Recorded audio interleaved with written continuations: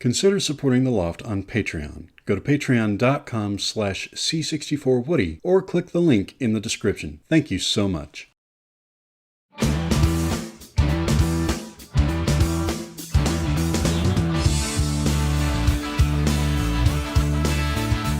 Hey everyone, and welcome to Hold on. There we go. Welcome to The Loft. I'm Woody. Last week was insane. My upload schedule was totally derailed because of the massive winter storm that hit Texas and a good chunk of the rest of the country. Mrs. Woody and I were without power starting early 2 a.m. the morning of the 15th and didn't have it turned back on until the middle of the day on the 16th. We conserved energy as much as we could because we didn't know how reliable the power situation was. Then we lost water on Wednesday, the 17th.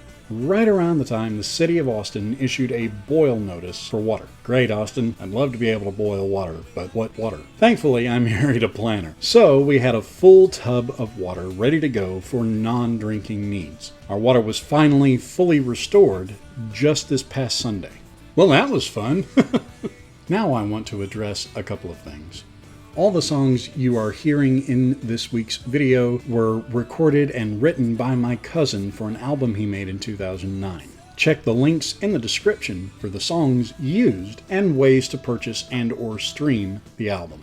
Why am I using his music this week? Well, while making the patron and family access video a couple of weeks ago, I thought to use some of my aunt's favorite songs from the album. It's her son, after all. I remembered just how good an album it is and wanted to share it. Also, I love my cousin and find it awesome just how talented he is. So I just had to support him. Great music, Bo. Keep it up. Now, one of the rare times I'll address politics or hot button topics. Having lived through the winter storm and having been in survival mode during it, I really don't appreciate being politicized by anyone. Regardless of how you feel about renewable energy sources like solar or wind, this is not the time to say, I told you it wouldn't work, or I told you we should look into it. Everything failed, not just wind. The wind turbines only make up between 6 and 25% of the total energy production in the state of Texas. Even if those turbines that froze hadn't froze, we still would have had a massive grid failure. Do we as a state need to have a conversation about energy and grid reform? Absolutely yes. And this situation certainly highlighted a lot of the problems. But let's hold off on politicizing it and bashing Texas while people are still recovering. The snow's barely gone, and I've seen people outside of Texas essentially Monday morning quarterbacking our entire state and making fun of us because we couldn't handle a little bit of cold.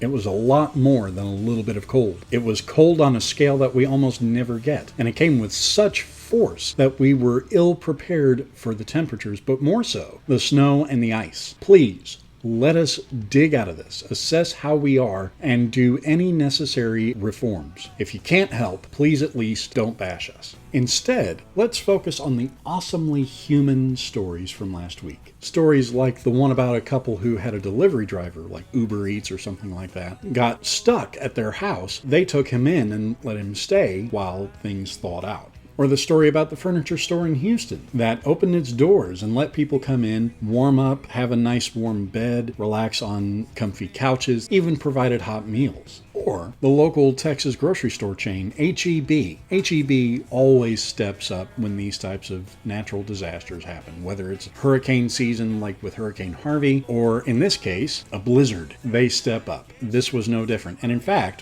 one H-E-B here in Austin last week lost power. Instead of making customers who were waiting in line pay for what they had, they said, don't bother paying for it, go ahead and take what you need. Or the one about the convenience store in San Antonio. The lady who owns it had left about 150 cases of bottled water outside overnight, like a lot of stores do. And when she arrived the next day to open the store, the bottles of water were gone. All 150 cases were gone. And she didn't think anything of it. She figured people needed water. It's an emergency situation, so of course she had no problem with writing it off. She opened the doors, and scattered all over the floor were notes and cash, totaling about $620. And she said most people who left cash overpaid. They didn't have to pay as much money as they did. Even if they were actually purchasing it, they overpaid. That is Texas.